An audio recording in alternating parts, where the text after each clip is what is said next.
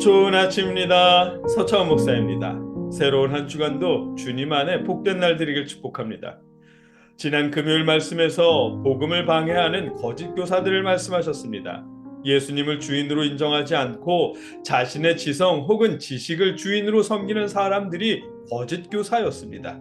그들은 그리스도를 통한 구원을 인정하지 않기 때문에 하나님의 심판도 부정하는 이들이었습니다.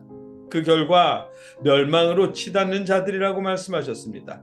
오늘 본문에서는 그들로 인해 현혹되는 성도들도 많을 것이라고 말씀하십니다. 본문은 베드로후서 2장 2절 말씀입니다. 함께 한 목소리로 읽겠습니다. 여럿이 그들의 호색하는 것을 따르리니 이로 말미암아 진리의 도가 비방을 받을 것이요. 아멘. 거짓 교사들에게 예수는 그리스도가 아닙니다. 그렇기에 그들은 예수를 통한 구원을 인정하지 않습니다. 하나님의 심판도 부정합니다. 마지막 날 있을 주님의 재림과 하나님의 심판을 거짓 교사들은 전면 부정합니다. 그들에게 구원은 신령한 암, 곧 영지를 깨닫는 것입니다. 거짓 교사들은 주님의 재림과 하나님의 심판을 전면 부정하기 때문에 베드로전서에서 그렇게나 경계하시던 디오니소스 축제 같은 곳에 참여하는 것을 망설이지 않았던 듯합니다. 그들과 함께 포도주에 취하고 여사제들과 음행을 저지르는 일들을 아무렇지도 않게 여겼던 모양입니다. 그래서 오늘 본문 2절 전반부에 여럿이 그들의 호색하는 것을 따르리니 아멘. 거짓 교사들을 따라 호색하는 사람들이 많아질 것이라고 말씀하신 것입니다. 기독교인들이 거짓 교사를 따라 이방인들이 행하는 음행들을 거리낌 없이 행하게 될 것이라는 말씀입니다. 우리 성경에 호색하는 이라고 번역한 단어는 아셀게이아라는 단어입니다. 그 의미는 TDNT라는 사전에 따르면 주로 육체적인 음행을 뜻하고 간혹 영적인 음행에 비유하는 단어라고 합니다. 그런데 헬라어 성경에서는 이 단어를 복수형으로 사용했습니다. 단순히 색을 밝히는 정도가 아니라 무절제하게 과도한 성행위를 의미하는 것입니다.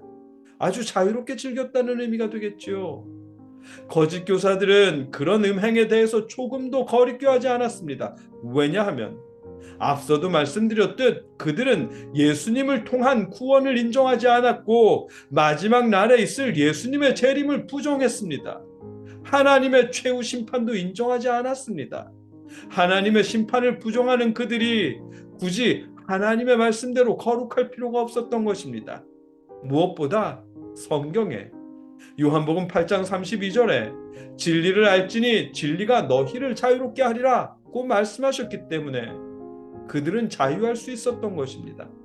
예수님을 부정하면서도 예수님이 하신 말씀을 인정하는 것이 의아하시지요. 그 이유는 거짓 교사들이 예수님을 진리를 전달하는 가상의 인물로 여겼기 때문입니다. 예수님의 실존 혹은 예수님의 신성은 부정하지만 예수님을 통해 전달된 가르침은 진리로 인정했다는 것입니다. 다르게 말하면 진리를 알지니 진리가 너희를 자유롭게 하리라라는 진리를 전달하기 위해 예수라는 가상의 인물을 창작했다고 여겼다는 말입니다.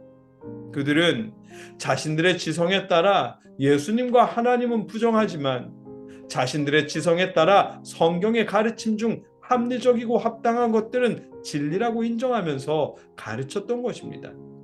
예수님은 부정하면서 성경의 가르침을 인정하기에 그들을 거짓 교사라고만 하는 것입니다. 거짓 교사들에게는 진리를 아는 것이 곧 구원입니다. 진리를 아는 사람은 심판을 두려워할 필요가 없는 것입니다.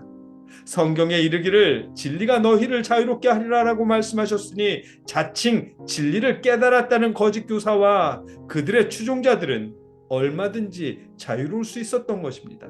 성적인 자유, 방탕과 타락과 쾌락과 부도덕함에 경계가 필요 없을 정도의 자유로울 수 있었던 것입니다.